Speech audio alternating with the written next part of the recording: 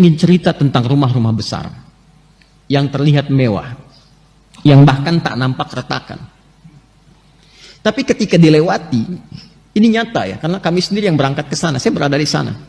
Dan alhamdulillah cukup mengetahui termasuk kisah-kisah yang viral itu, kita tahu gitu. Yang paling menarik adalah penghuninya kosong. Tidak ada yang huni. Padahal itu rumah mewah, besar, ya bagus. Dan saya kira itu dihasilkan dari hasil yang tidak mudah.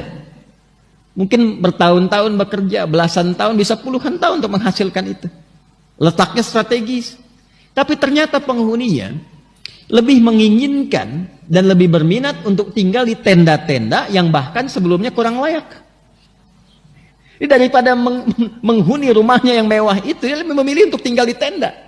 Atau tidak tidur di lapang sekalian tanpa alas, tanpa atap sedikit pun. Ternyata pada satu titik, apa yang Anda hasilkan dari pekerjaan dan masih seragam yang Anda gunakan sampai malam hari itu, pada satu titik itu tidak akan banyak menolong Anda dari hasil pekerjaan Anda itu ketika terjadi suasana yang menyentuh iman kita untuk dikembalikan kepada Allah Subhanahu wa taala. Jadi saya ingin katakan, kalau Anda berangkat gelap, pulang gelap hanya untuk mengumpulkan dunia, akan tiba pada satu masa sepersekian detik itu dunia yang Anda kumpulkan selama puluhan tahun menjadi tidak bernilai di hadapan Anda. Dan yang paling bernilai itu istighfar Anda, takbir Anda. Jadi jangan sampai dipaksa dengan hadirnya gempa yang meruntuhkan baru Anda istighfar. Astagfirullah ya Allah, Allahu Akbar. Itu kemana aja kalimat itu? Yang dididik dalam sholat selama 5 waktu dibuka dengan Allahu Akbar, tak pernah dikumandangkan misalnya. Apa harus dikasih gempa dulu? Kasih banjir dulu? Kasih longsor dulu? Dikasih musibah dulu? Mana istighfar itu? Ya. Mana tawakal kita kepada Allah?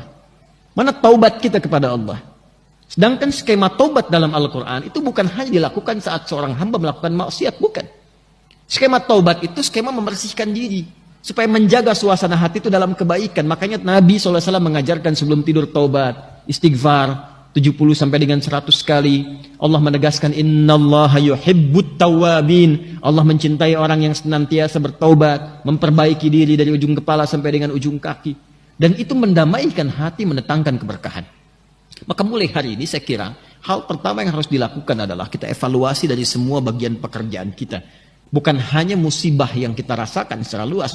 Boleh jadi ada musibah yang akan menimpa kepada setiap personal, yaitu keberpulangan ia kepada Allah Subhanahu wa taala. Alladzina idza asabathum musibah qalu inna lillahi wa inna ilaihi raji'un. Dan kalimat itu seringkali diucapkan ketika ada orang wafat, kan? Setidaknya jangan Anda selalu kaitkan taubat itu kepada konteks yang sedang kita alami. Ada hujan, ada gempa, ada banjir, ada itu. Setidaknya persiapan sebelum menjemput maut saat kita akan pulang kepada Allah Subhanahu wa taala.